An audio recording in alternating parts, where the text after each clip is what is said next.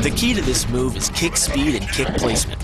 Powered by the rotation of the hips and the strongest muscles in the body, the quadriceps, at the point of contact, the kick is traveling 25 miles per hour and can impart 550 pounds of force.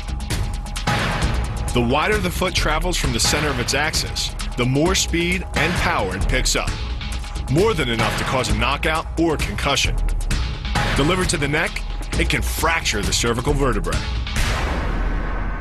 The rotation of the torso is the basis for the strike's power. Because the torso has an effective mass far greater than the arms, its rotation can impart up to 400% more force to your target. And the last-minute rotation of the wrist can magnify that force even more. These alternating points of leverage are the basis for the move. Locking the hands high behind the shoulder blades puts you in control of your opponent's center of mass, which in turn negatively affects his conditional stability.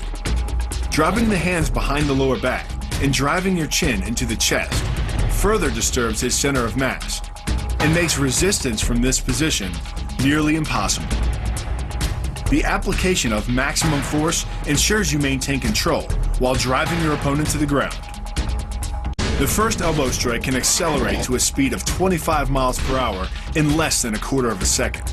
Less than a third of a second later, the initial strike is followed by another, equally devastating shot. By employing the bony tip of the elbow, these strikes deliver a double dose of injury-producing energy and can result in a broken nose, facial fractures, or a wicked cut. By propelling your body into the air, you effectively become a human missile, hurling your entire body mass into your opponent's gut. The force created by the body's forward momentum is partially absorbed by your opponent, which can knock the wind out of him or even crack a rib. But the coup de grace is the elbow chop. Impacting with the head at nearly 15 miles per hour, a solidly landed elbow to the head's frontal bone can knock your opponent out, fracture his skull, or cause serious spinal cord damage. Leaning back slightly and driving the knee up utilizes the full power of the thigh, and the foot accelerates up to 16 miles an hour in just 1/4 of a second. That's twice the acceleration speed of a Porsche. Coupled with the rotation of the hips, the kick can impart 450 pounds of force upon impact with the ribs. When executed perfectly, it's a motion similar to cracking a 2x4 with a sledgehammer. The calf crush works because of the ankle lock. Working in conjunction with your leg, it serves as a sort of high torque pinch point, imparting hundreds of pounds of force on the tibia and fibula.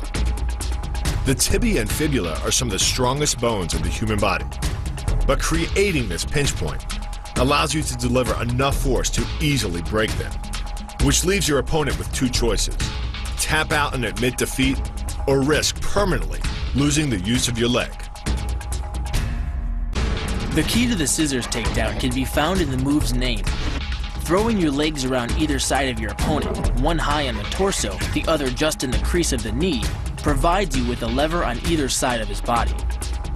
It's literally like a piece of paper between two blades of a scissor, only instead of slicing through paper, you're using a combination of potential and kinetic energy to cut through your opponent's center of gravity. The downward force exerted on his gi pulls your opponent across his tipping point. Along with your body weight, you generate enough instability in your opponent to drive his body to the mat, like a child tossing around a rag doll. The hip throw capitalizes on the body mechanics of both you and your opponent. Thrusting your hips into your opponent's waist creates a pivot point around which his arm is the lever. With your legs between his, you've created a center of gravity significantly lower than your opponent's. This imparts maximum instability and helps you maintain control while throwing him over your hip. The throw, coupled with the downward force of gravity, generates a speed of 8 miles per hour, which can create more injury-producing impact energy than falling down a small flight of stairs.